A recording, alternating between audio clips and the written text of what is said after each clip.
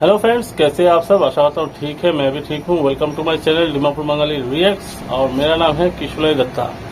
Friends, आज मैं दो वीडियो का रिएक्शन एक ही वीडियो में दूंगा, ठीक है। तो आप लोग को वो देख के बहुत अच्छा लगेगा। थोड़ा वीडियो लेंथी हो सकता है तो मैं बीच बीच में थोड़ा एडिट कर दूंगा, क्योंकि वीडियो ज्यादा लेंथी होने से लोग बोर हो जाते हैं, ठीक है। तो पहला जो वीडियो है ये इंडिया का है, इंडिया में मुस्लिम कैसे रह रहे हैं। सेकंड वीडियो जो होगा वो पाकिस्तान में हिंदू कैसे रह रहे हैं उसके ऊपर है। तो आशा करता हूँ आप लोगों को वीडियो अच्छा लगेगा।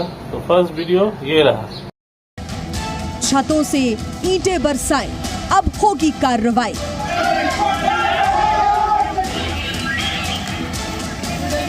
पुलिस द्वारा कठोरतम धाराओं में अभियोग पंजीकृत करके उनके खिलाफ कार्रवाई की जाएगी। हुड़दंगियों के पोस्टर जारी, अब एक्शन की बारी।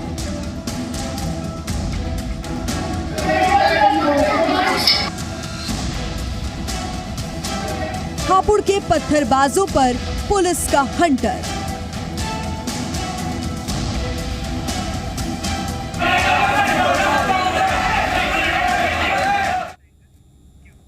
यूपी के हापुड़ में दो समुदायों में पथराव हुआ और फरार पत्थरबाजों के पोस्टर जारी कर दिए गए हैं। ये बड़ा अपडेट आपको बता दें इस घटना पर। पुलिस ने 10,000 के इनाम का ऐलान कर दिया है। अब तक 10 आरोपी गिरफ्तार किए जा चुके हैं। पत्थरबाजी में कई लोग घायल हुए हैं। ये देखिए किस तरीके से पत्थरबाजी हुई। ये कई सारे पत्थरबाज इसमें आपको नजर आएंगे। फिलहाल इनकी जो संख्या है 7 है। कुल इसमें देखिए इतने पत्थरबाज नजर आ रहे हैं। 10 आरोपी हालांकि गिरफ्तार हैं। पत्थरबाजी में कई लोग घायल हुए हैं। इस तरीके से यहाँ पर पत्थरबाजी जमकर हुई है।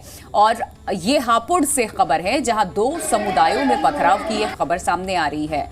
कई लोग इसमें घायल हुए हैं। और आपको यह भी बता दें कि फरार पत्थरबाजों के पोस्टर जारी कर दिए गए हैं प्रशासन की तरफ से और 10,000 का इनाम का ऐलान भी कर दिया गया है। अब तक हालांकि 10 आरोपी गिरफ्तार हो चुके हैं इस पत्थरबाजी की घटना में जो शामिल थे। तो पत्थरबाजों पर एक्शन की अब तैयारी हो रही है और ये तस्वीरें जो सामने आई हैं, आप देखिए जो पत्थरबाज हैं इनके चेहरे भी नजर आ रहे हैं। चिन्हित कर लिया गया है इन्हें और अब इन पर कठोर से कठोर कार्रवाई की बात पुलिस की तरफ से कही जा रही है। हापुड़ में दो समुदायों के बीच ये मजहबी पत्थरबाजी का मामला है। तो यूपी के हापुड़ का एक मोहल्ला रविवार को जंग का मैदान बन गया। जिसके हाथ जो लगा वो घर से लेकर के निकल पड़ा। पहले कहासुनी हुई, फिर धक्का मुक्की, उसके बाद हाथापाई शुरू हुई। लेकिन जब इससे भी दिल नहीं भरा तो ईंट पत्थर चले और वो भी इतने कि एक दीवार खड़ी हो जाए। देखिए हुड़दंग और बवाल की तस्वीरें सामने आने के बाद अब पुलिस ने एक्शन तेज किया। 10 लोगों को गिरफ्तार किया है जबकि 4 आरोपी फरार हैं जो हापुड़ पुलिस की वांटेड लिस्ट में है इस वक्त।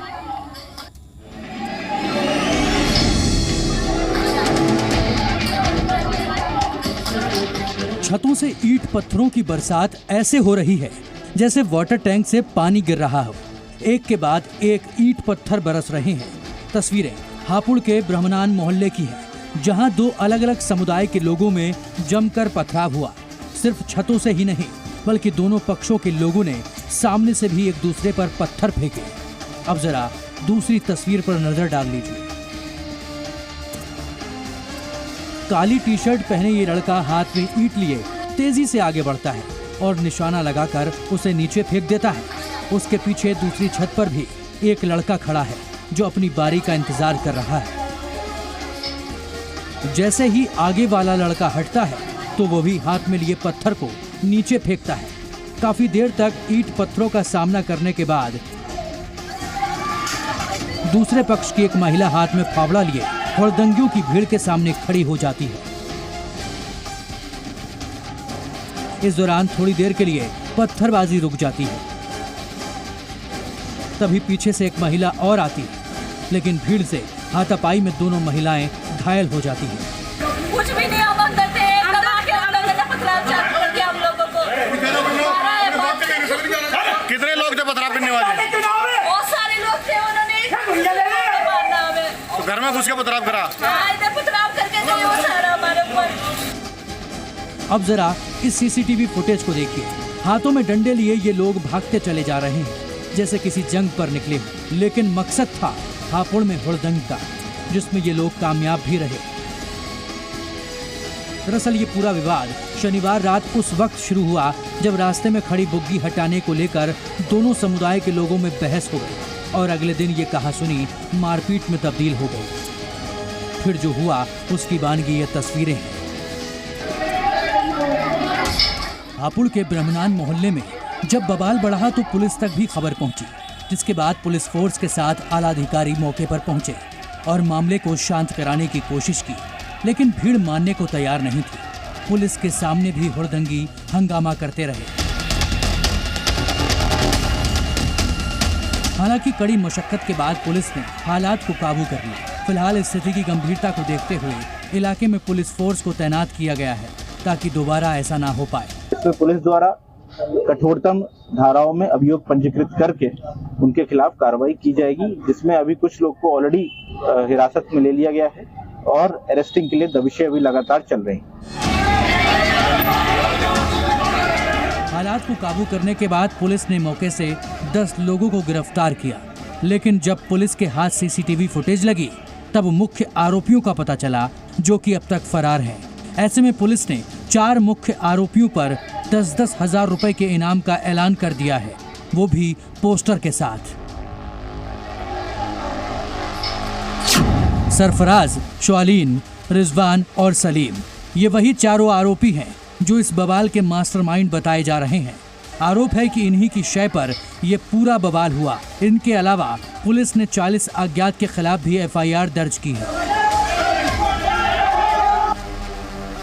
तो देखा आपने, अभी सेकंड वीडियो देखिए कि पाकिस्तान में हिंदू कैसे रह रहा है, कैसे जी रहा है, उसके ऊपर है ये वीडियो। जी तो दोस्तों, मैं हूं सुहेब चौधरी और आप देख रहे हैं मेरा और आपका YouTube channel real entertainment TV. Pakistan का यूट्यूबर हो या पाकिस्तान का मेन स्ट्रीम जर्नलिस्ट हो, इंडिया में मिनोरिटीज के बारे में बात करता नजर आता है, बहुत दर्द रखता नजर आता है। लेकिन ऐसे पाकिस्तानी, हमारी ये पहली जिम्मेदारी है कि जो पाकिस्तान में हमारे हिंदू भाई हैं, क्रिश्चियन भाई हैं, जो पाकिस्तान में मिनोरिटीज हैं, उनके ऊपर भी बात करें। उनके जो इश्यूज हैं उनको दुनिया तक लेकर आए, उनके इश्यूज को सॉल्व करने के लिए डिस्कशन की जाए, इतनी हिम्मत हम में होनी चाहिए। आज इसी सिलसिले में हमने पाकिस्तान से हिंदू कम्युनिटी से बिलोंग रखने वाले दिविक कुमार भाई हैं, कराची से इनका ताल्लुक है, सिंध से, उनको इन्वाइट किया है। उनसे सवालात करेंगे बहुत से, उनके जो इश्यूज हैं पाकिस्तान में मिनोरिटी के हवाले से या overall as a Pakistani youth, एक हिंदू कम्युनिटी से बिलोंग रखने वाला नौजवान क्या सोच रखता है,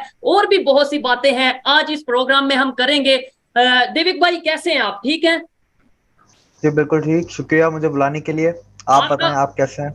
आपका बहुत शुक्रिया दिविक भाई कि आपने टाइम निकाला और इस प्रोग्राम में आप आए। बहुत से लोगों की डिमांड थी, बहुत से लोग ये कहते नजर आ रहे थे, मुझे कमेंट्स आ रहे थे कि पाकिस्तान की मिनोरिटीज पे बात की जाए। आप हर दिन कभी इंडिया से मुस्लिम्स के बारे में बात करते हैं, मिनोरिटीज के बारे में बात करते हैं, तो पाकिस्तान की मिनोरिटी को भी लेके आए, हम देखें किस कंडीशन में है। तो मेरी ये जिम्मेदारी थी, मैंने सोचा ऐसा जरूर होना चाहिए।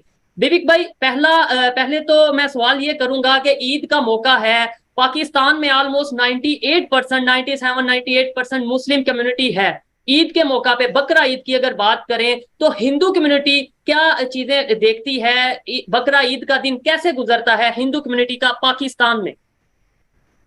देखिए, हमारा बकरा ईद पे हमारा दिन जो 2-3 दिन की छुट्टी होती है, हम लोग तो घर में गुजारते हैं, हम तो बाहर नहीं निकलते, क्योंकि एक तो ज्यादातर हिंदू वेजिटेरियन होते हैं, तो वो वैसे भी बाहर नहीं निकलते क्योंकि हमसे गोश्त वगैरह देखा नहीं जाता। और हम बाहर निकल के करेंगे भी क्या, हमारे लिए है क्या बाहर? पहले दिन हम बाहर निकल के मतलब ये है कि देखें, अगर हम इंडिया की वीडियो सोशल मीडिया पे देखते हैं, वहां पे कोई दिवाली होती है तो मुस्लिम भी वहां साथ मतलब दिखते नजर आते हैं। वहां पे अगर इवन ईद होती है तो मैंने सुना है कि सवैयां एक घर से दूसरे घर जाती हैं। तो इसी तरीके से आप अगर मीठी ईद की बात करें या बकरा ईद की बात करें तो आपके दोस्त वगैरह तो होंगे, तो क्या आप मिलके बैठते नहीं है ईद के दिन में या कुछ इस तरह का? जो मेरे दोस्त हैं वो कुर्बानी नहीं करते, वो जो कुर्बानी के जानवर के जो पैसे होते हैं वो आगे जाके डोनेट कर देते हैं किसी फैमिलीज को, या तो मेरे दोस्तों के साथ तो वो कुर्बानी अदा नहीं है। बाकी जो हमारे आगे पीछे हैं वो इंडिया है ना, आपने एग्जांपल इंडिया का दे दिया ना, जहाँ पर डिस्ट्रीब्यूट होती हैं ये सब स्वीट्स वगैरह, आना जाना होता है। और दूसरा चीज, हम अगर बड़ी ईद पे हम फिर भी मिलते हैं, तो बड़ी ईद का जैसे दूसरा दिन वगैरह होता है उस पे हम मिलते हैं, जाते भी हैं लोगों के घर पे, उसमें मिठाई एक्सचेंज होती है। बकरा ईद पे नहीं होती, ऐसे ही बकरा ईद पे, हाँ बकरा ईद पे नहीं होती। ठीक हो गया। दिविक भाई, पाकिस्तान के मिनॉरिटीज, खासतौर पे हिंदू कम्युनिटी की बात करें, मैंने सिंध का विजिट किया, एक बार नहीं 2 बार मैं सिंध में गया और बहुत सी चीजें देखी। एक चीज जो मैंने ऑब्जर्व की है कि हिंदू कम्युनिटी मोस्टली, मुझे पुअर कंडीशन आप कह लें इकोनॉमिकली, या फिर ओवरऑल अगर आप बात करें कोई बिजनेस के हवाले से या अच्छी जॉब्स के हवाले से, वो मुझे कोई ऐसा हिंदू कम्युनिटी से कुछ लोग नजर नहीं आए कि जो स्टेबिलिटी की तरफ हों, जिन्हें देख के हम कह सकें कि ये बहुत अच्छी पोजीशन में है। क्या वजह है कि मोस्टली लोग हिंदू कम्युनिटी, मतलब ये है कि पुअर कंडीशन में है जॉब्स को लेके या ओवरऑल, क्या ऐसा है? नहीं नहीं, बिल्कुल ऐसा है। उसकी वजह है कि देखें, काफियों को तो पुअर जबरदस्ती किया गया, उनकी जैसे जमीनें वगैरह थी इंटीरियर सीन में, तो उन जमीनों पे कब्जा हो गया, ले लिया गया। ये अभी की बात नहीं है, बहुत मतलब 70 साल पुरानी हिस्ट्री है, 47 के टाइम की। एक तो वो चीज है। दूसरा देखें, जो गरीब हैं वो रूरल एरियाज में या टियर 4 टियर 3 सिटीज में रहते हैं, लेकिन आप लाड़काना, फक्कर, हैदराबाद, मुरपुखास जाएंगे तो उधर आपको मिडिल क्लास हिंदू भी मिलेंगे। आप कराची में आएंगे तो आपको थोड़े अमीर हिंदू भी मिलेंगे जो रिच कहलाते हैं। जी, पाकिस्तान में हाँ, पाकिस्तान में जो ऑपरेशन जो होता है ना, देखें इधर ऑपरेशन के भी 2 किस्म है। जो आपके रूरल एरियाज में जो गरीब हैं उनके साथ आप ये फोर्स कन्वर्जन और मर्डर्स होते हैं। लेकिन जो शहरों में रहते हैं, मिडिल क्लास हैं और मिडिल क्लास या अपर क्लास में आते हैं, उनके साथ ये फिर कन्वर्जन या मर्डर्स नहीं होते हैं। उनके साथ फिर ये होता है कि आपको टॉर्चर किया जाता है, इंक्वायरी बैठेगी, नौकरियां नहीं मिलेंगी, प्रमोशन नहीं मिलेगी, बिजनेस में तंग करेंगे, मतलब इस तरीके का अलग अलग टॉर्चर जो होता है, सोसाइटल टॉर्चर, वो किया जाता है इधर। मतलब वो बहुत कम के, आपने देखा मर्डर के केसेस बहुत कम होते हैं हिंदू मर्डर्स के भाई। हैदराबाद शहर, कराची शहर में कन्वर्ट करवा लिया, मर्डर करवा होते हैं, लेकिन वो 3 साल में कोई एक होगा। लेकिन गांव देहातों के आपको हर दूसरे दिन आ रहा है। ठीक है। दिविक भाई, आपकी कोई ऑर्गेनाइजेशन, हिंदू जो कम्युनिटी है, हमारे भाई हैं, उनकी पाकिस्तान में कोई ऐसी ऑर्गेनाइजेशन हो जो आवाज उठाए? देखे, अगर इंडिया में हमें ये कहा जाता है बहुत सी चीजें, जी जुल्म हो गया, जुल्म हो गया, तो मैं ये देखता हूँ बहुत से ऐसे, पहले नंबर पे तो ये मिसअंडरस्टैंडिंग्स दोनों जगह पे अगर होती होंगी, लेकिन बात यह है कि वहां पे तो बड़े बड़े लोग हैं, बड़े बड़े पार्लियामेंटेरियंस हैं जो बड़े डंके की चोट पे आके वहां के प्राइम मिनिस्टर को भी बात करते नजर आते हैं। मुसलमानों की बात कर रहा हूं। तो पाकिस्तान में कोई ऐसी ऑर्गेनाइजेशन या कोई आपका ऐसा लीडर हो जो आपकी मसाइल, आपके इश्यूज पाकिस्तान के प्राइम मिनिस्टर तक लेकर जा सकता हो, या उनको ललकार के ये कह सकता हो कि भाई ये पाकिस्तान उतना ही मुसलमानों का है और उतना ही हिंदुओं का है? कोई ऐसा होगा आपके? देखिए, पाकिस्तान में एक हमारी ऑर्गेनाइजेशन है, पाकिस्तान हिंदू पंचायत, लेकिन उसकी क्या वैल्यू, क्या है, हमारी कौन सुनता है। एंटी कन्वर्जन बिल लाया, वो पास नहीं होने दिया। एक मैरिज सर्टिफिकेट बिल आया था कि सिर्फ हमें नादरा का मैरिज सर्टिफिकेट मिले, जितनी भी जो भी शादीशुदा उनको एक मैरिज सर्टिफिकेट मिले, लीगल जो होता है, वो बिल पास होने नहीं दिया। ऐसी बहुत सी चीजें हैं, जैसे इवैक्यूएट ट्रस्ट प्रॉपर्टी जो बोर्ड है, जो भी है, जो हिंदू मंदिरों को, पुराने मंदिरों को उनको संभालती है, वो भी हमारे हाथ में नहीं है। उसके ऊपर 1500-1550 मंदिरों के ऊपर मॉल और बिल्डिंग्स, अपार्टमेंट्स बन चुके हैं, गुरुद्वारे वगैरह के ऊपर। देखिए, पाकिस्तान में हमारी कोई वैल्यू नहीं है। हमारे अब जो पाकिस्तान हिंदू पंचायत का सिर्फ एक ही काम रह गया है कि वो पूरे पाकिस्तान में हिंदुओं का डेटा रखते हैं, मंदिरों का डेटा रखते हैं, और वो काम करते हैं कि जिसको बाहर निकलना उसको फैसिलिटेट करते हैं। That's it. अगर आप कॉन्स्टिट्यूशन की बात करें तो कॉन्स्टिट्यूशन में एटलीस्ट इतना बोला हुआ है कि हर पॉलिटिकल पार्टी को 2-3 जो सीटें या टिकट हैं वो माइनॉरिटीज को देनी है। तो जैसे अभी आपने देखा होगा, अप्रैल या मार्च की बात है, जो धनेश कुमार हमारे MNA हैं, उन्होंने जो स्पीच दी थी पार्लियामेंट में, आप खुद सोच लें, जब एक पावरफुल बंदा, एक MNA लेवल का, वो सेनेट में भी है, वो मैंने कहा सेनेटर है क्या MNA जो भी है, जब इतना पावरफुल बंदा, जब उसको जब लोग नहीं बचते, तो आप गांव देहातों का सोचें, शहरों का सोचें, जो बिजनेस करते हैं, नौकरी करते हैं, मिडिल क्लास, उनका क्या करते हैं जब MNA को नहीं छोड़ते वो। ऐसे ही है। अच्छा दिविक भाई, अगर मैं, सवाल तो बहुत से हैं मेरे पास, मैं ये भी पूछूंगा कि मिनॉरिटीज की, हिंदू कम्युनिटी की खासतौर पे अगर आपसे बात कर रहे हैं, क्या वजह है कि 1947 में जो पॉपुलेशन थी, जो आबादी थी, वो बढ़ने की बजाय कम हो गई, 22% से 1%, 2% के राउंड हो गई, और भी बहुत से सवाल हैं। लेकिन पहला जो मेरे माइंड में क्वेश्चन है, आप पाकिस्तान में बैठ के क्या सोचते हैं कि पाकिस्तान की हिंदू कम्युनिटी या हिंदू क्या और इंडिया के हिंदू में क्या फर्क है, माइंड में, रहने के तरीके में, और या ओवरऑल आप क्या डिफरेंस देखते हैं? कोई डिफरेंस है या नहीं? देखिए, डिफरेंस माइंडसेट का तो मैं इतना नहीं बोलूंगा। माइंडसेट में तो सिर्फ इतना डिफरेंस है कि हम थोड़ा डरे हुए होते हैं, कॉशियस होते हैं हर चीज में, वो खुल के रहते हैं। हम लोग अपने फेस्टिवल्स घर के आंगन में बनाते हैं। ज्यादा से ज्यादा अगर कराची में कोई रह रहा है तो वो फिर मंदिर के कंपाउंड में जाके बनाता है, क्योंकि कराची में 2-3 बड़े पुराने मंदिर हैं आजादी से पहले के। इंडिया में ऐसा कुछ नहीं, आजादी है। दूसरा ये कि अपॉर्चुनिटीज जो इंडिया में वो सभी के लिए बराबर है, इकोनॉमिक अपॉर्चुनिटी हो चाहे जॉब अपॉर्चुनिटी हो, वो अलग बात है आपके अंदर दम कितना है, मेरिट कितना है, क्या आप अवेल कर सकते हैं नहीं कर सकते। पाकिस्तान में इकोनॉमिक अपॉर्चुनिटी वैसे ही कम है, लेकिन जो है उसके अंदर भी डिस्क्रिमिनेशन है।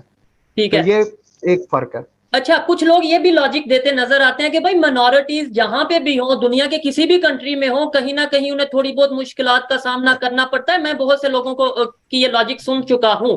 तो आपको क्या लगता है कि मिनॉरिटी पाकिस्तान में हो या मिनॉरिटी इंडिया की बात इसलिए करते हैं, एक तो हमारा नेबर कंट्री है और दूसरे नंबर पे 1947 से अगर हमारे दरमियान कोई इश्यूज चल रहे हैं तो वो हम इंडिया को हर चीज में लेकर आते हैं। इंडिया में भी मिनॉरिटीज, चाहे वो क्रिश्चियन है, चाहे वो सिख है, चाहे वो मुस्लिम है, क्या वो इसी कंडीशन में रहते होंगे जैसे कि पाकिस्तान में मिनॉरिटीज रहते हैं? इंडियन मिनॉरिटीज जिस कंडीशन में रहते हैं ना, तो ऐसे मिनॉरिटीज जो पाकिस्तानी कहते हैं ना इंडियन मिनॉरिटीज पे जुल्म होता है, जी मैं जी। कहता हूँ फिर ऐसा जुल्म फिर हमारे ऊपर भी कर ही लो। वो हम तो ऐसे जुल्म के लिए तैयार है जैसा जुल्म इंडिया में होता है। पार्लियामेंट की सीटें दी हुई हैं, प्रेसिडेंट वो बन सकते हैं, चीफ इलेक्शन कमिश्नर वो बन सकते हैं, आर्मी चीफ वो बन सकते हैं, चीफ मिनिस्टर वो बन सकते हैं, मदरसे वो प्रेसिडेंट वो चला बन सकते सकते हैं, हैं। प्रेसिडेंट वो बन सकते हैं, उस बिलियनियर अलग वो बन सकते हैं, वो यूनिवर्सिटी के डीन्स बन सकते हैं, वो डीआरडीओ के स्पेशल, डीआरडीओ कितनी सीक्रेटिव और मतलब हाईली वहाँ के टॉप जो एग्जीक्यूटिव डायरेक्टर होते हैं उस पोजीशन तक मुस्लिम्स गए हैं। आर्कियोलॉजी में अगर ऐसा ही जुल्म क्रिकेट में वो जा रहे हैं, बॉलीवुड में वो जा रहे हैं, तो फिर ऐसा जुल्म फिर हम पे भी कर लो। और एक इसमें बात ऐड कर, इंडियन आर्मी के मेजर जनरल हैं वो भी मतलब मुस्लिम हैं और बहुत सी ऐसी एग्जांपल्स हमारे सामने मौजूद हैं। एयरफोर्स के तो चीफ रह चुके हैं एयर मार्शल, और दूसरा आर्मी में तो फिर सेकंड होता है लेफ्टिनेंट जनरल होता है। लेफ्टिनेंट जनरल तक तो रहे हैं, अता हुसैन जो है लेफ्टिनेंट जनरल अता हुसैन है, तो वो तो एज अ लेफ्टिनेंट जनरल अगर उनका प्रमोशन हो जाता तो वो आर्मी चीफ होते, लेकिन वो रिटायर हो गए वक्त से पहले। ठीक है, आपको कैसा लगता है कि जब हमारे कॉन्स्टिट्यूशन में ये चीज मौजूद है कि कोई भी मिनॉरिटी, चाहे वो हिंदू है, चाहे वो सिख है, चाहे वो क्रिश्चियन है, वो पाकिस्तान का ना तो प्राइम मिनिस्टर बन सकता है, ना ही प्रेसिडेंट, ना ही ऐसी कोई भी ऐसी अपर रैंक में कोई पोजीशन नहीं ले सकता, कोई सीट नहीं ले सकता, तो ये चीज आप जब आप देखते हैं तो क्या चीज माइंड में आती है? देखिए इसमें मैं तो इसमें कोई गलत नहीं समझता। इस्लामिक रिपब्लिक ऑफ पाकिस्तान बना है तो ये ऐसे कानून तो होना लाजमी है। नहीं, लेकिन दूसरा कायदे आजम जिन्होंने पाकिस्तान की बुनियाद रखी, बनाया, जो हमारे फादर ऑफ द नेशन कहे जाते हैं, वो ये चीज जब उन्होंने फर्स्ट स्पीच की थी, उन्होंने बोला था यहाँ पे सब आजाद हैं, यहाँ पे सब इक्वल हैं, कोई भी हिंदू अपने मंदिर में जा सकता है, कोई भी मुस्लिम अपनी मस्जिद में जा सकता है। तो कायदे आजम की ये उसने सिर्फ अपनी जिंदगी में एक ही स्पीच दी थी 11 अगस्त को बस, और उसने ये कभी भी नहीं बोला। तो पूरी जिंदगी तो नफरत पे पॉलिटिक्स की। और काइंड इंफॉर्मेशन के father of the Pakistan is British not Jinnah. Russians को गर्म पानी में आने के लिए रोकना था, इसीलिए पाकिस्तान बना के गए थे। और जिना को 46 के डायरेक्ट एक्शन डे के बाद 26 फ्लैट भी मिले थे लंदन में, जो कि नवाज शरीफ के फ्लैटों से ज्यादा महंगे हैं। ठीक है, जो आज उसकी बेटी के पास है। बहुत सी चीजें हैं डिस्कस करने के लिए। मुझे ये बताएं, अगर आबादी की बात करें, हम ये बिल्कुल क्लियरली कह सकते हैं कि जो इंडिया में 1947 में मुसलमानों की आबादी थी, आज उससे कई गुना बढ़ चुकी है। जो इंडिया में मसाजिद की तादाद थी, मस्जिद थी 1947 में, आज उससे कई गुना बढ़ चुकी हैं। यही चीज अगर कोई पाकिस्तान के हिंदू से सवाल करे कि भाई जो 1947 में हिंदू कम्युनिटी थी, हिंदुओं की आबादी थी पाकिस्तान में, आज वो कितनी बड़ी है, मंदिरों की तादाद कितनी बड़ी है, तो हिंदू उसका क्या जवाब देगा? देखिए हमें कोई जवाब देना नहीं है, सारा ही सामने है और हमें अब फर्क नहीं पड़ता। आज की जनरेशन का अगर मैं आपको आज के बता रहा हूँ, पहले आबादी पे बता देता हूँ। 47 में शायद 24-25 थी, 71 में जी हाँ 71 में 13, 13.5 कुछ 13.25 के आसपास थी, क्योंकि वो बांग्लादेश में से चली गई। बाकी वेस्ट पाकिस्तान में 13.25 थी। उसके बाद फिर हर जंग में लोग गए हैं। काफी माइग्रेशन आपकी जंगों के दौरान हुई, 71 में हुई, 99 में हुई। उसकी वजह ये है कि इधर पाकिस्तान में जो झूठ बोला जाता है ना, इंडिया ने हमला कर दिया, तो इंडिया पे हमला कर दिया। फिर रेडिकलाइज आपका जो आपकी कम्युनिटी आवाम है, वो फिर बोलती है इंडिया ने हमला किया, हिंदुओं पे हमला करो। वो फिर उनको भगाते हैं तो वो इंडिया की तरफ भागते हैं। बॉर्डर एरिया जितने ये शालकोट, भावलपुर और ये आपके नीचे थर वाला एरिया, ये पूरा जितना भी है। उसके बाद अगर आप इस पे हैं कि 99 के बाद क्या हुआ, 99 के बाद ये हुआ जो ज़ियाउल हक ने 80s में रेडिकलाइजेशन एजुकेशन में डाली थी, वो अब आम घरों तक, मेट्रोपॉलिटन शहरों तक पहुंचने लगी थी कि उसके उस रेडिकलाइज एजुकेशन सिस्टम से पढ़ के लोग अब ब्यूरोक्रेट बन गए थे, अब गवर्नमेंट ऑफिसर्स बन गए थे शहरों में, वो अब आम लोगों के घरों में। 2000 के बाद एक मास माइग्रेशन हुई है, अभी भी माइग्रेशन होती रही है। मैं आपको रीसेंट स्टैटिस्टिक्स देता हूँ, 2017 में पाकिस्तान के अंदर 88 लाख मुस्लिम 88 लाख हिंदू थे, 88 लाख 2017 में। अभी पाकिस्तान में 44 लाख हिंदूज हैं, जिसमें से 3-3.5 लाख मुस्लिम्स और हिंदूज को मार दिया गया, कन्वर्ट कर दिया गया, और बाकी जितने भी हैं वो सारे के सारे आपके माइग्रेट करके चले गए। बहुत सारे इंडिया गए हैं, अभी भी इंडिया जा रहे हैं, कुछ दुबई गए हैं, कुछ यूरोप गए हैं, जिनको जहां जहां मौका मिला है वो यहाँ से भागा है। ठीक है, बहुत बहुत सी चीज। अच्छा रोहित, अपना देविक भाई, मुझे ये बात बताएं कि मैंने वीडियोस देखी पिछले दिनों सोशल मीडिया पे, जिसमें ये चीज सामने आई कि सिंध के जो बैकवर्ड एरियाज हैं वहां पे जो होटल हैं या दुकानें हैं, खाने पीने की जो दुकानें हैं, वहां पे हिंदू कम्युनिटी के लिए बर्तन अलग होते हैं। लाइक अगर कोई मुसलमान कस्टमर जाता है तो उसे जो नॉर्मल बर्तन है वो प्रोवाइड किए जाते हैं, लेकिन अगर कोई हिंदू कस्टमर जाता है, मैंने ये जो वीडियो में देखा है, तो उससे जो सा कोई अलहदा से बर्तन निकाल के दिया जाता है कि आप इसमें खाएं। क्या कराची मतलब बड़ा एजुकेटेड सिटी है पाकिस्तान का, एजुकेशन के हवाले से काफी काम होता है वहां पे, तो क्या कराची में भी ये चीज आपको देखने को मिलती है? देखिए, जो वीडियो की आप बात कर रहे हैं, देखिए मैंने सिंध में तो एक्सपीरियंस नहीं किया है इतना ज्यादा, ठीक है, मैंने शायद कोई अपनी पूरी जिंदगी में कोई एक ही एक्सपीरियंस ऐसा किया होगा सिंध के अंदर। लेकिन जो वीडियोस आप कह रहे हैं वो रहीम यार खान, मुल्तान की, डीजी खान की वहाँ की हैं, डेरा इस्माइल की, डेरा गाजी की हैं, ठीक है। दूसरा कुछ कोयटा की भी हैं, जहाँ पर ये मस्तंग वगैरह बलोचिस्तान में। देखिए, कराची में ये होता है कि मैंने बिजनेस में कभी कभार होता है, बिजनेस में आपको ऐसी चीजें फेस करनी पड़ती हैं, लेकिन वो कम होती हैं, क्योंकि ऐसे लोगों से हम खुद भी अवॉइड करते हैं डीलिंग करना।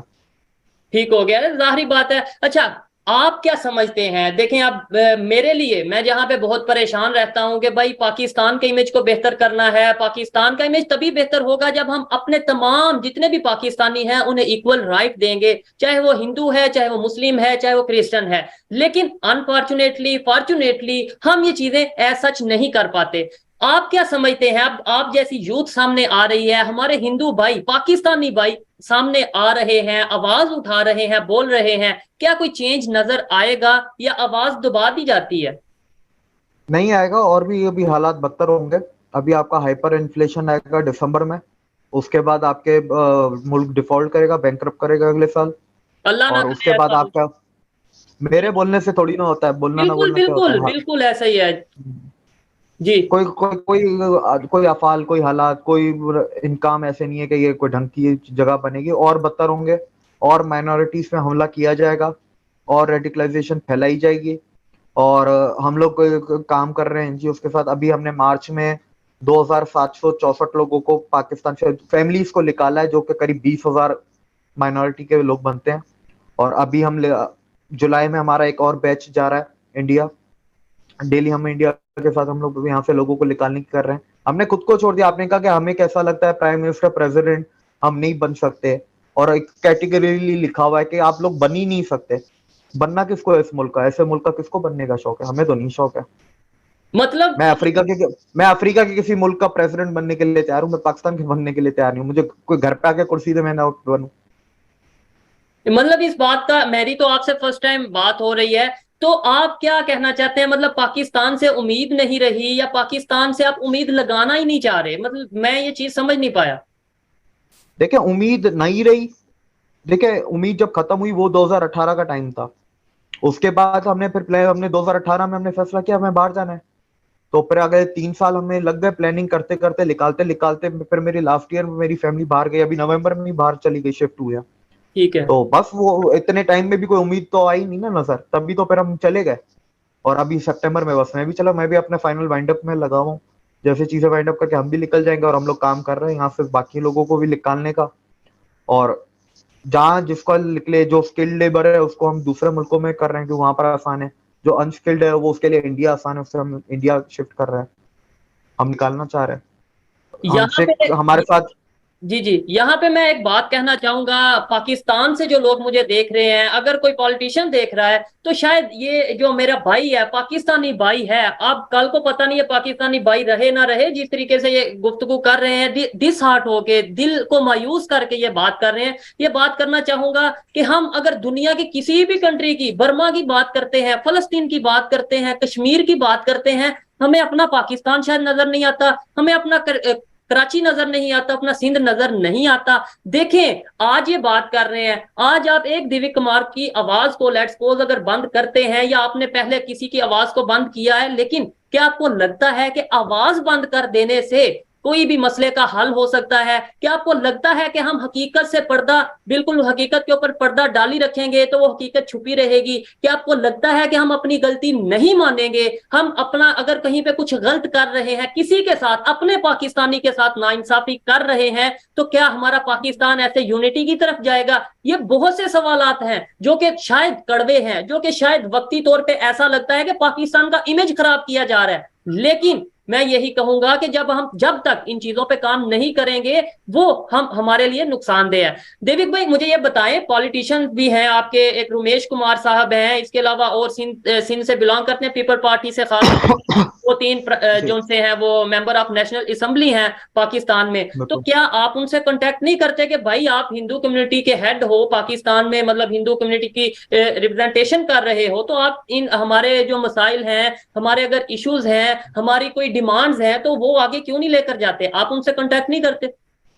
उनके पल्ले कुछ भी नहीं है तो उनको कांटेक्ट करके करना क्या है? उनके हाथ में कोई पावर है? नहीं, एक चीज मैं ये क्लियर करना क्या वो करना नहीं चाहते या उनके हाथ में पावर नहीं है? आप उनसे जब बात करते हैं उनके हाथ में पावर नहीं है, 2-3 तो हमारे रिश्तेदारी हैं खुद के, वो नहीं, वो उनके हाथ में पावर नहीं है भाई, वो कुछ नहीं कर सकते।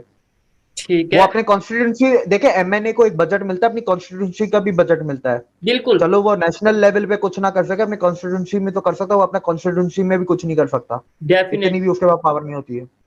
ठीक है, मंदिर की अगर बात करें, जैसे हम ओपनली मस्जिद में जाते हैं, बिल्कुल आप भी देखते होंगे कराची में या कहीं भी पाकिस्तान के किसी भी हिस्से में, हम 5 वक्त अगर कोई मस्जिद में जाना चाहता है, अजान होती है, सब चीजें होती हैं। क्या अगर कायदे आजम ने बोला था कि हर एक को इजाजत है कि वो मंदिर में जाना चाहे, अगर कोई हिंदू तो वो आजादी से जाए, और मुस्लिम मस्जिद में जाना चाहे तो आजादी से जाए, जहां पे कोई जाना चाहे, तो क्या आपको लगता है कि अगर आप मंदिर में जाना चाहते हैं, अपनी पूजा करना चाहते हैं आजादी से, तो वो आपको आजादी हासिल है? आपका मतलब हिंदू कम्युनिटी? डिपेंड करता है आप लोग कहाँ रहते हैं, कौन से एरिया में रहते हैं, आप कितने पैसे वाले हैं, कौन से शहर में रहते हैं, ये उस पर डिपेंड करता है। अच्छा, रूरल में नहीं होता। आपके थ्रू हम डाटा कलेक्ट करना चाहेंगे, मुझे ये बताएं, कराची की हिंदू कम्युनिटी में और बैकवर्ड जो सिंध का एरिया है उसकी हिंदू कम्युनिटी में क्या फर्क है? मतलब उन पे और रहने, उनका लाइफस्टाइल और कराची वालों का लाइफस्टाइल, हिंदू कम्युनिटी का क्या फर्क है? बस खौफ में थोड़ी कमी है कराची वालों में, उनमें खौफ कुछ ज्यादा है, क्योंकि कराची में ये कन्वर्जन मर्डर वगैरह इतने नहीं होते, उधर ये टॉर्चर थोड़ा ज्यादा होता है, और बड़ा केयरफुली हमें रहना पड़ता है, क्योंकि हमें कुछ भी मुंह से बोलना अलाउड ही नहीं है ना। अगला चाहे कितनी भी बकवास करे, हम मुंह से कुछ भी नहीं बोल सकते ना, हम ना हाँ बोल सकते हैं, हम ना बोल सकते हैं, उस पर भी हमारे ऊपर ब्लेफेमी लगा देंगे ना भाई साहब हमारे इधर पाकिस्तान में। और आपने एक पुरानी बात, गांव देहातों में उधर कुछ ज्यादा ही डर है, उधर जान की बात है, उधर पे किडनैपिंग और फोर्स कन्वर्जन, उधर कुछ ज्यादा ही खतरे हैं। डर तो देखें दोनों जगह है भाई, ये कि लेवल अलग अलग है। गांव देहातों में मंदिर नहीं है, कराची में मंदिर है, पर मंदिर है भी तो हम लोगों को फर्क नहीं पड़ता, देखें मंदिर हो ना हो, क्योंकि पाकिस्तान जैसे मुल्क में ना हम लोगों के लिए हमारी जान सबसे पहले है, और हमें कोई ऐसे कंपलसरी नहीं है कि हमें मंदिर जाके ही पढ़ने हैं। हमारे हर घर में मंदिर होता है, पाकिस्तान के हर हिंदू के घर में मंदिर होता है, हम लोग अपने घर में करते हैं पूजा वगैरह। ठीक है, कोई होता है तो हम बाहर चले भी जाते हैं मंदिरों में, कोई इनविटेशन आती है, कोई फंक्शन कोई बड़ा होता है कराची वगैरह में। ठीक है, लेकिन पाकिस्तान जैसे मुल्क में हम पहले मंदिर की क्यों नहीं सोचेंगे, हम पहले अपनी जान की सोचेंगे। जिंदा रहेंगे तो फिर मंदिर बना भी लेंगे, मंदिर में पूजा कर भी लेंगे, तब जिंदा ही नहीं रहेंगे तो ऐसे मंदिरों का क्या करेंगे? और आपने एक लास्ट सवाल में एक चीज पूछी थी कि आपने एक चीज बोली थी कि एक डिसहार्टेंड उससे बोल रहे हैं। देखिए डिसहार्टेंड नहीं है हम लोग को थोड़ा सा गुस्सा है। गुस्सा किस पे? हमारे बड़ों पे, ग्रैंड पेरेंट्स पे, पेरेंट्स पे, कि उनको इतनी अकल नहीं थी, उनको समझ में नहीं है कि ये मुल्क क्या कर रहा है। ये कोई मुल्क नया नया थोड़ा बर्बादी के रास्ते पे चला, 47 में बर्बादी पे था, तो वो क्यों नहीं छोड़ के गए जब जा सकते थे इज्जत से? आज हमारे मथे छोड़ दिया, अब हमें काम करना पड़ता है। लेकिन मैं जब सिंध में गया तो वहां पे कुछ लोगों ने, हिंदू कम्युनिटी से, मेरे हिंदू हमारे भाइयों ने हमें ये बताया कि हम इसलिए नहीं गए, हम जैसे भी रहे, जिस हाल में भी रहे, ये सिंध हमारी धरती है और हम अपनी धरती को नहीं छोड़ के जाते, ये हमारे मजहब का हिस्सा है। मतलब कुछ लोगों ने ऐसी बात भी मुझे की, मैं बड़ा इंप्रेस हुआ उनसे। उन्होंने बोला कि हम जिस बिल्कुल हैं जी नहीं, वो बिल्कुल उनकी सही बात सही है। सिंध हमारी धरती है, मेरी भी धरती है, मेरे पूर्वज भी सारे सिंध के थे और मेरी करीब 23 पुश्तें मेरी सिंध से बिलोंग करती हैं। उससे फिर हम पीछे जाते हैं तो फिर हम मेरी इंडिया वाली साइड पे जाते हैं। बात उनकी सारी सही है, लेकिन बात वही है ना, वो बड़े हैं, वो सारे इमोशनल बेवकूफ हैं। धरती तो इधर ही है ना, मुल्क बनते हैं, मुल्क टूटते हैं, कौमें बनती हैं, कौमें टूटती हैं। धरती तो उधर की उधर है, जमीन थोड़ी ना कहीं जा रही है। आ जाएंगे, हमारे बच्चे आ जाएंगे, हमारे पोते पोतियां आ जाएंगे इधर, जान तो बचाए। ठीक है, जान धरती से तो नाम ही मिटा दिया है। क्या सिंध का आज क्या नाम है? सिंध को तो मिटा दिया ना पूरा। सिंध की सकाफत, सिंध का कल्चर और सिंध की हैंडीक्राफ्ट, सिंध की लिटरेचर, हर चीज को तो मिटा दिया है। ठीक है। अच्छा, सिंध में जो अगर हिंदू बुरी कंडीशन में रहते हैं तो क्या मुसलमान भी उधर बुरी कंडीशन में है या वहां पे मुसलमान बड़ी अच्छी कंडीशन में है? मतलब अगर बैकवर्ड एरियाज की बात कर रहे हैं, कुछ लोगों का ये कहना है, मतलब जब हम बात करते हैं ना, लेट्स सपोज किसी मिनिस्टर से जाके या किसी अदारे में जाके बात करते हैं कि जनाब जाके वो देखें सिंध में हिंदुओं की क्या कंडीशन है। इवन पब्लिक से अगर बात करता हूं, मैं पब्लिक ओपिनियन लेता हूं, शायद आपने मेरी कोई वीडियोस देखी होंगी, तो वहां पर लोग ये कहते हैं कि भाई ये आप प्रोपोगंडा कर रहे हो हिंदुओं का नाम लेके कि भाई वो सिंध में बहुत बुरी कंडीशन में है। सिंध में तो मुसलमान भी बुरी कंडीशन में है, सिंध में तो सभी बुरी कंडीशन में है। तो आप ये चीज क्लियर करें, क्या वाकई सिंध में मतलब सभी बुरी कंडीशन में है, इसमें कोई हिंदू मुस्लिम वो चीज नहीं है? लेकिन डिपेंड करता है ना, तो बुरी कंडीशन, आपको बुरी कंडीशन की डेफिनेशन क्या है? इकोनॉमिक बुरी कंडीशन है, सेफ्टी एंड सिक्योरिटी की बुरी कंडीशन है। इकोनॉमिकली तो फिर सभी वो उसी हालात में है, लेकिन सेफ्टी एंड सिक्योरिटी में क्या सब उस हालात में है? ऐसा नहीं है कि मुसलमानों को नहीं मारा जाता है, वो नहीं होता, पर वो रिलीजियस नफरत में नहीं मरते ना, आपसी दुश्मनी होती है। ये लड़ाई झगड़े हो गए, किसी के खानदानी मसले चल रहे हैं, जमींदारों के ये हो रहा है वो हो रहा है, उस किस्म से मारा जाता है। उनकी घर की बेटियों को तो नहीं उठाया जाता ना। ठीक है। अच्छा, लास्ट क्वेश्चन है मेरा, और वो क्वेश्चन ये है कि फोर्स कन्वर्जन की जब बात आती है तो मोस्टली ये देखा जाता है लड़कियां, मतलब जो 16-17 साल की लड़कियां हैं उनका ही कोई केस सामने आता है, लड़कों का कन्वर्जन के मामले में कोई केस सामने क्यों नहीं आता? एक तो ये चीज है। दूसरे नंबर पे मियां मिट्ठू के नाम से एक करेक्टर है, वो बड़ा सामने आते हैं, मतलब ये कि जी शायद वो फोर्स कन्वर्जन में उनका बड़ा हाथ होता है, ऐसा कुछ हमने सुना है। आप तो वहां पे रहते हैं और डेफिनेटली मेरे से ज्यादा जानते होंगे वहां की कंडीशन को, इन चीजों के ऊपर आप क्या कहना चाहेंगे? मियां मिट्ठू को तो स्टेट सपोर्ट है, तो उसको तो अब हम क्या बोले, उसके ऊपर कुछ बोलेंगे तो उस पर भी हमें फतवा है हमारे ऊपर। ऐसे आप बोलते हैं ना पाकिस्तान से इतनी ना, पाकिस्तान में जहाँ सच, जिस मुल्क में सच नहीं बोल सकते उस मुल्क, वो जो मुल्क की झूठ की बुनियाद पे बना हो, जहाँ पर सच इंसान नहीं बोल सकता, उस मुल्क में रह के क्या करना है? और फिर आपने जो बात की फोर्स कन्वर्जन की, लड़कियां क्यों उठती हैं, और वो भी 16-17 साल, 15-16-17 साल। आप 71 को याद करें ना, 71 को याद करें। 71 में क्या किया था? औरतों को मार दिया, औरतों का रेप किया, ठीक है। तो अब इधर क्या करेंगे? अब क्या है, अब वो जमाना गया ना, अब सोशल मीडिया है, अब मीडिया है, इधर हुआ नहीं 5 मिनट में पूरी दुनिया में खबर फैल जाती है। अब systematic genocide, state supported systematic genocide. लड़कियां उठाओ, लड़कियां कन्वर्ट करो। जब लड़कियां रहेंगी नहीं तो हिंदू लड़के शादी किससे करेंगे? जब वो शादी कर ही नहीं सकते तो बच्चे कहां से पैदा होंगे? तो ओवर द टाइम हिंदू अपने आप खत्म हो जाएंगे। ठीक हो गया जी। ये थे हमारे साथ दिविक भाई, जिन्होंने बहुत सी बातें की और बहुत सी ऐसी बातें हैं जो मजीद करने वाली हैं, लेकिन मैं नहीं चाहता कि कोई, मतलब ये है कि इस तरीके से कोई इशू हो। आपको इनकी बातें कैसी लगी? और जो मेरी जिम्मेदारी थी, मैं ये समझता हूं कि ये ना सिर्फ मेरी जिम्मेदारी है, हर यूट्यूबर, हर सोशल मीडिया एक्टिविस्ट, हर मेन स्ट्रीम मीडिया के जर्नलिस्ट की ये जिम्मेदारी है कि जहां पे हम पाकिस्तान के दूसरे इश्यूज को आगे लेकर आते हैं, वहीं पर ये एक बहुत मेजर इशू है और पूरी दुनिया में इसके ऊपर बात हो रही है कि पाकिस्तान में माइनॉरिटीज किस कंडीशन में है। पूरी दुनिया में इस चीज पर बात हो रही है कि पाकिस्तान में ब्लास्फेमी चार्जेस के हवाले से पूरी दुनिया में इस चीज पे बात हो रही है कि पाकिस्तान की जो मिनॉरिटीज हैं, हिंदू कम्युनिटी है या फिर सिख कम्युनिटी है, क्या उनके साथ जो इक्वालिटी बेस पे काम किया जा रहा है। हमें चाहिए कि हम इनकी भी बात को आगे लेकर आएं। हम में इतनी जुर्रत होनी चाहिए, इतनी हिम्मत होनी चाहिए कि हम सच का सामना खुद भी करें और सच को सामने भी लेकर आए। इसी में हमारी बेहतरी है। अगर मेरी अपनी पर्सनल ओपिनियन की बात की जाए पाकिस्तानी मिनोरिटीज को लेकर, ना सिर्फ हिंदू, क्रिश्चियन या सिख, जितने भी मिनोरिटीज पाकिस्तान में हैं, तो मैं यही कहूंगा, रिक्वेस्ट करूंगा स्टेट से,